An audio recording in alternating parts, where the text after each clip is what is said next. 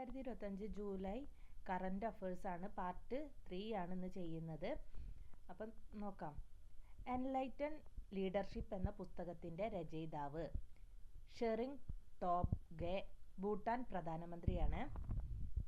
ഇന്ത്യയിലെ ആദ്യത്തെ water technology പാർക്കായ അക്വാടെക് park നിലവിൽ വന്ന സംസ്ഥാനം അസം.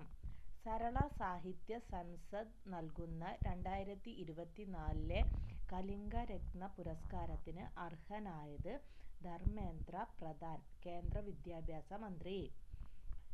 ഇന്ത്യയിലെ ഏറ്റവും നീളം കൂടിയ രണ്ടാമത്തെ കേബിൾ സ്റ്റേയ്ഡ് പാലം സിംഗന്ദൂർ പാലം.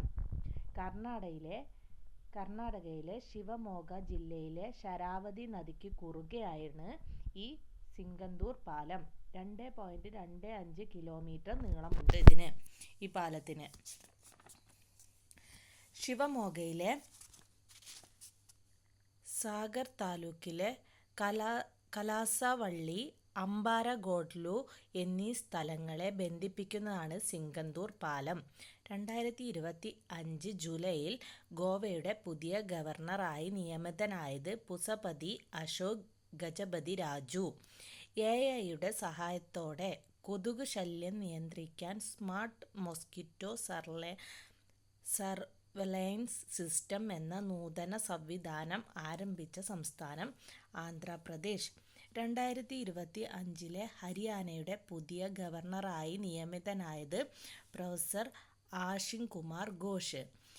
ഇന്ത്യയിൽ ആദ്യമായി ശ്രവണ പരിമിതിയുള്ള വിദ്യാർത്ഥികൾക്കായി പ്രത്യേക പാഠപുസ്തകം തയ്യാറാക്കിയ സംസ്ഥാനം കേരളം.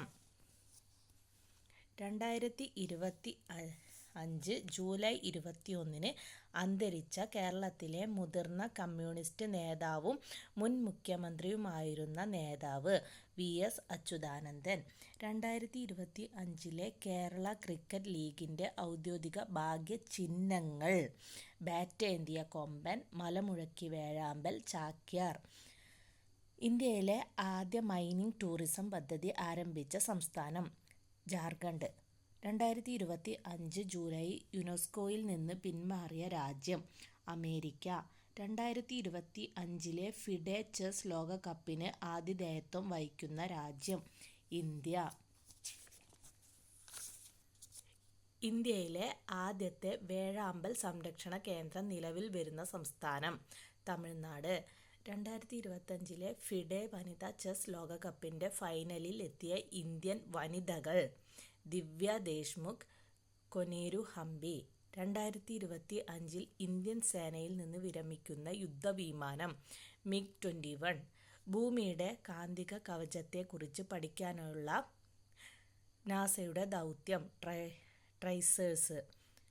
2025 ഫിഡെ വനിതാ ചെസ് ലോകകപ്പ് കിരീടം സ്വന്തമാക്കിയ ഇന്ത്യൻ വനിത ദിവ്യ ദേശ്മുഖ്. അപ്പോൾ ഇത്രയാണ് 2025 ജൂലൈ മാസത്തെ കറണ്ട് അഫേഴ്സിൽ ഉൾപ്പെടുത്തിയിട്ടുള്ളത്.